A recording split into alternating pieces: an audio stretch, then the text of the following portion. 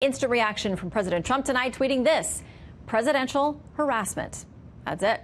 Okay, let's turn to National Security Attorney Bradley Moss. Republican Congressman from Florida, Matt Gaetz, who's on the House Judiciary Committee, they're going to be doing the questioning. Plus, Harvard Law Professor Emeritus Alan Dershowitz, author of the book, The Case Against the Democratic House Impeaching Trump. Welcome to all of you, gentlemen.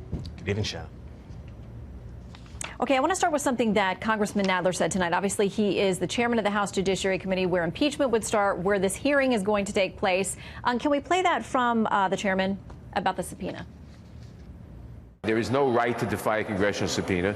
The White House might assert some privilege, but when they revealed this, a lot of the information to Mueller and even to private attorneys, they waived the privilege. So I think he'll answer the questions that are put to him because it's his civic duty to do so, and he's an upstanding prosecutor.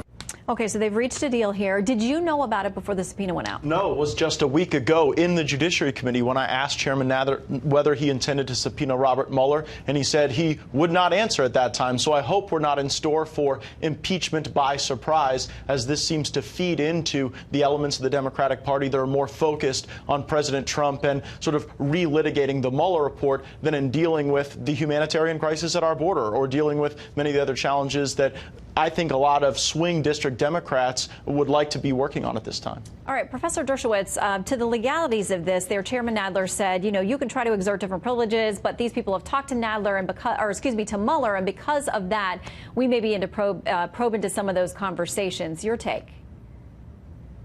Well, the irony is that precisely what Nadler wants to ask Mueller about, Mueller can't answer. He can't answer any questions about why he didn't recommend prosecuting President Trump, why he didn't recommend prosecuting people who weren't prosecuted. Justice Department regulations and tradition say once a prosecutor decides not to prosecute, that's it. He keeps his mouth shut. What he can answer questions about is what's not necessarily in the report, namely the Steele dossier, the failure to properly inform the FISA court, the reasons why certain people were put on his investigating committee. Those are all appropriate. So in the end, I think the Democrats are going to see this backfire. The questions they want to answer, Mueller will never answer.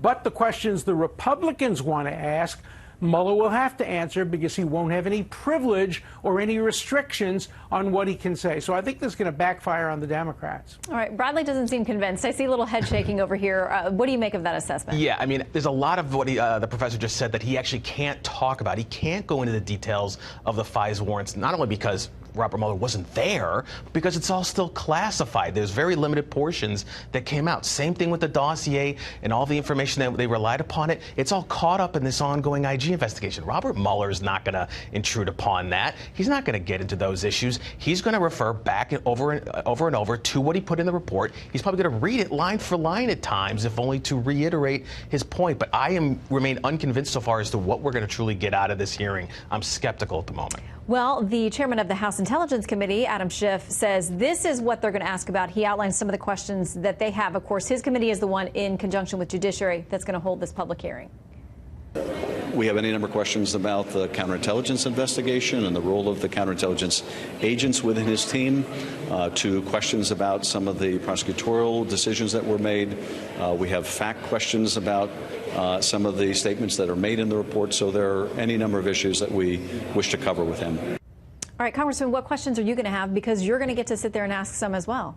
The Mueller team was an HR Chernobyl. Don't take my word for it. Look at the last Inspector General report where the IG, appointed by President Obama, widely respected in the Congress, said that it was inappropriate for Robert Mueller to bring Peter Strzok and Lisa Page onto his investigative team after they had already worked on the Hillary Clinton investigation, that's not something you would normally see. And so I think we have legitimate questions about how all these people ended up on the Mueller team that had a history of donating financially to Democrats, and there didn't seem to be sufficient balance. There may be reasonable answers to those questions, but I think the American people understand that if you've got bad ingredients going into a gumbo, you're going to get a bad gumbo. And if you've got biased people running an investigation, you may end up with a more biased result.